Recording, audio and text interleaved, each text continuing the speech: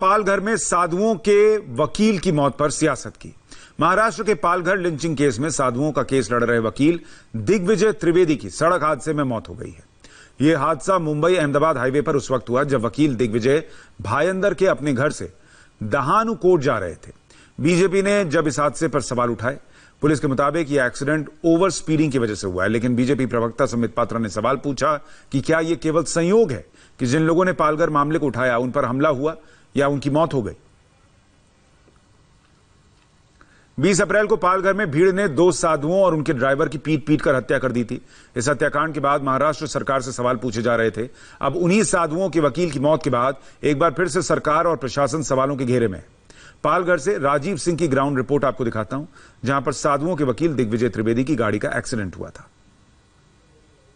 वकील दिग्विजय त्रिवेदी की वो कार दिखाते हैं जिस कार के अंदर सवार होकर वो भाईंदर इलाके से डहानू कोर्ट जाने के लिए निकले थे। दुर्घटनाग्रस्त होने के बाद ये कार पूरी तरह से क्षतिग्रस्त हो गई है। वैगनआर कार वही है जिसमें सफर कर रहे थे दिग्विजय त्रिवेदी।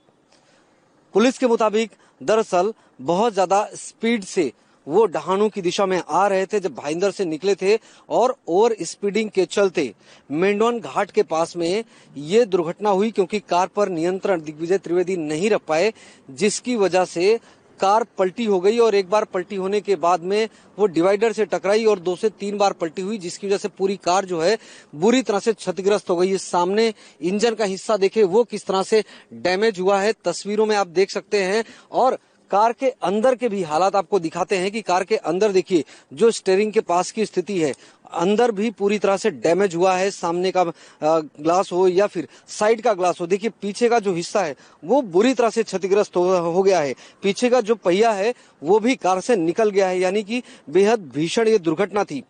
पुलिस अभी इस पूरे मामले में एक्सीडेंटल डेथ के तौर पर केस दर्ज करके जांच कर रही है, लेकिन पीड़ित के परिवार ने जो केस दर्ज कराया है उसमें उन्होंने ये आरोप लगाया है कि दरअसल दिग्विजय त्रिवेदी जब मेंढवन घाट से गुजर रहे थे उस वक्त उनकी कार के नीचे कुछ पत्थर आ गए। सवाल यह है कि आखिर पत्थर कहां से आए, और इन्हीं आरोपों के तहत अब ये पूरा मामला तूल पकड़ता जा रहा है।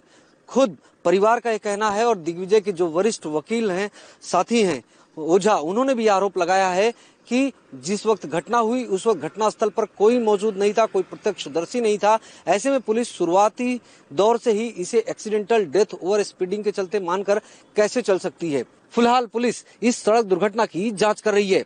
कैमरामैन सुनील कंखरियाल के साथ राजीव सिंह, इंडिया टीवी, मुंबई। आपने उस जगह से रिपोर्ट देखी राजीव सिंह की जहां पर यह हादसा हुआ। इंडिया टीवी संवाददाता राजीव सिंह ने पूरे मामले की जांच कर रही सीनियर इंस्पेक्टर से एक्सक्लूसिव बातचीत भी की और यह समझने की कोशिश की कि पुलिस की जांच का एंगल क्या है। वकील दिग्विजय त्रिवेदी भाईंदर इलाके में जब अपने घर से निकले तो उनके साथ में उनकी एक महिला साथी भी थी।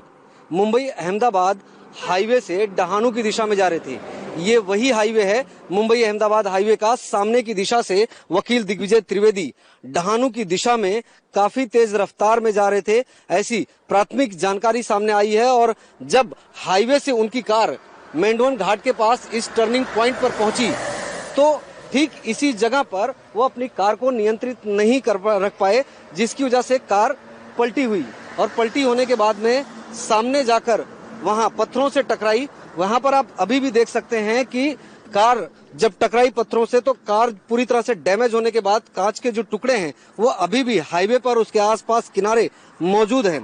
कासा पुलिस स्टेशन की सीनियर इंस्पेक्टर हमारे साथ में है जय भोई जी, उनसे बात करते हैं। इस पूरे मामले की इन्वेस्टिगेशन कर रही हैं।